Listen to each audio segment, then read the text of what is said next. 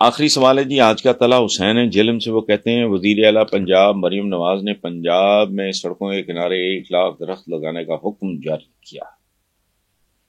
اگر غیر جانبداروں کے بات کریں تو ایسے اقدامات سے باقی تبدیلی آ سکتی ہے جن کا اعلان مریم نواز کر رہی ہیں۔ دیکھیں طلع صاحب، یہ اعلان پہ کیا لگتا ہے؟ کدھر گئی وہ فلانی ٹیکسی تو پیلی ٹیکسی تو نیلی ٹیکسی؟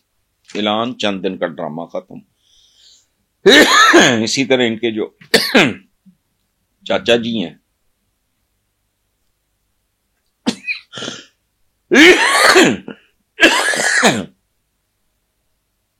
دانشکور آشیانہ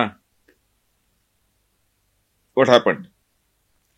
اعلان کرنا نہیں، اعلانوں کا اگر دیکھیں تو اس ملک میں تو درخت کے علاوہ نظر ہی کوئی نہ آئے، یا بندے نظر آئیں چونکہ ماشاءاللہ ہم آبادی بڑھانے کے ماسٹر ہیں۔ بات اچھی ہے لیکن اچھی باتیں تو روز ہوتی ہیں، نتیجہ کیا ہے؟ اب اگر واقعی 1 لاکھ درخت لگتا ہے اور پروان بھی چڑھتا ہے، لگانے کا کیا ہے؟ آپ نے ڈانگ اٹھائی ہو، لگا دیں گے، اس کا فالو اپ کون کرے گا؟ پتہ نہیں اس وقت اس نے کہا ہونا بیچاری۔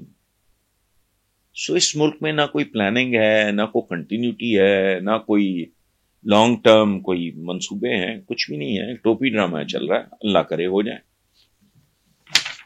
درخت لگانے کے بارے میں تو کہتے ہیں صدقہ جاریہ ہے، وہ مریم کا بہت بڑا کریڈٹ ہوگا، اللہ کرے۔ I wish luck. Thank you. ایک ملک کے طور پہ کوئی اوقات، کوئی حیثیت بیٹا ہے ہماری؟ ہمارے تو بچے مقروض ہیں، گروی پڑے ہیں ہم لوگوں کے پاس، منافق لوگ ہیں۔ یہ جو 93% ہے یہ لینے والے ہیں یا دینے والے ہیں؟ اس ملک میں رشوت کے بغیر تو ڈیتھ سرٹیفکیٹ نہیں ملتا، بچہ پیدا ہو اس کا برتھ سرٹیفکیٹ نہیں ملتا۔ اور مجھے ایک بات بتائیں آپ بیٹا، میں ایک آپ کو بات سمجھانے کے لیے کہہ رہا ہوں، چیزوں کو اینالائز کرنا سیکھو۔ پاکستان کا جو سرکاری ملازم ہے، ان میں سے کتنے فیصد ہیں جنہیں کوئی اچھی تگڑی جائیداد باپ کی طرف سے یا سسر کی طرف سے ملی ہو، اور یہ اس میں زندہ کیسے ہیں؟ آپ بتا دو مجھے۔ آپ کے 22ویں گریڈ کے افسر سے لے کے 12ویں 13ویں، مجھے نہیں پتا کیا گریڈ گروڈ کیا ہوتے ہیں، یہ تو زندہ نہیں رہ سکتے۔ یہاں جو پولیس انسپیکٹر اور یہ اور وہ لوگوں کی جائیدادیں ہوتی ہیں، ان کے بچے جہاں پڑھتے ہیں، جو ہائر گریڈز کے ہیں، بچے باہر پڑھاتے ہیں، یہ کرتے ہیں وہ کرتے ہیں، تو کبھی کسی بے غیرت کو خیال نہیں آیا کہ how can they afford it? بتا دیں مجھے۔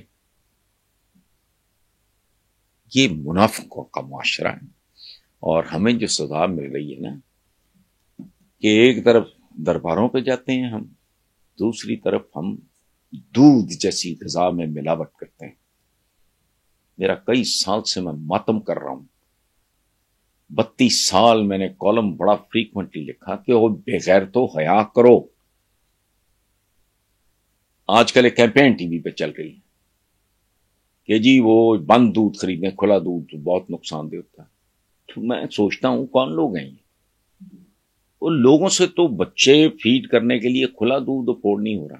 میرا پرابلم اور تھا، آج سے 30 سال پہلے کالمز لکھے ہوئے، 14-15 کتابیں ہیں میری، مجموعے ہیں۔ یہ نہیں کہ اخباروں میں دفن ہو گئے، نہیں، کئی بار چھپے، کہ یہی طبقہ جو یہ گند غلیظ کیمیکلز جس میں ڈٹرجنٹ اور پتہ نہیں کیا کیا گند ڈالتے ہیں، وہ ایک ہی طبقے میں نارملی تو شادیاں ہوتی ہیں۔ تو جب یہ دودھ پینے والے بچوں کی کل آپس میں شادیاں ہوں گی تو اولادیں کیا نکلیں گی؟ وہ دولت شاہ کے چوہے ہوں گے۔ سو ہم منافق ہیں جتنے، یہ 93% آپ کہہ رہے ہو، سروے غلط نہیں ہوگا۔ اور یہ منافق کس لیے ہے؟ یہ صحابہ کے نام پہ نام رکھ لیے، یہ مسلمانوں جیسے نام، اور فلاں بھی ہو گیا، فلاں جو رسمیں پوری کرنی ہیں، ادروائز کسی راشی کو اس بے غیرت کو یہ یاد ہے کہ حضور نے کہا ہے کہ رشوت لینے اور دینے والا دونوں جہنمی ہیں. سو یہ ملک جہنم بنا اس لیے ہے کیونکہ یہاں بھاری اکثریت جہنمیوں کی. اس لیے سروے نہیں, آپ پوچھ کے دیکھ لو. آپ نے کہا نا بھونڈے سروے نہیں بیٹا, آپ اپنے طور پہ پوچھو, جو جانا پہچانا راشی ہو اس سے پوچھو. یہاں تو ایسا بدبخت ہے جو کہتا ہے کہ نہیں میں نے پیسے نہیں لینے, میرے دراز میں رکھ دو. اس کا خیال ہے وہ رب کو دھوکہ دے رہا ہے.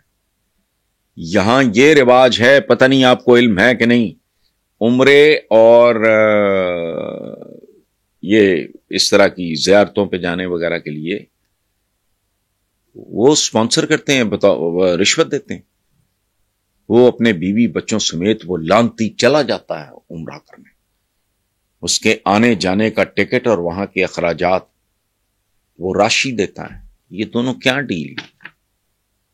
بہت گندا اور غلیظ معاشرہ ہے. اسی لیے میں ایک بات پچھلے کئی سال سے کر رہا ہوں کہ پاکستان کا مسئلہ اقتصادیات کا نہیں, اخلاقیات کا ہے. Thank you.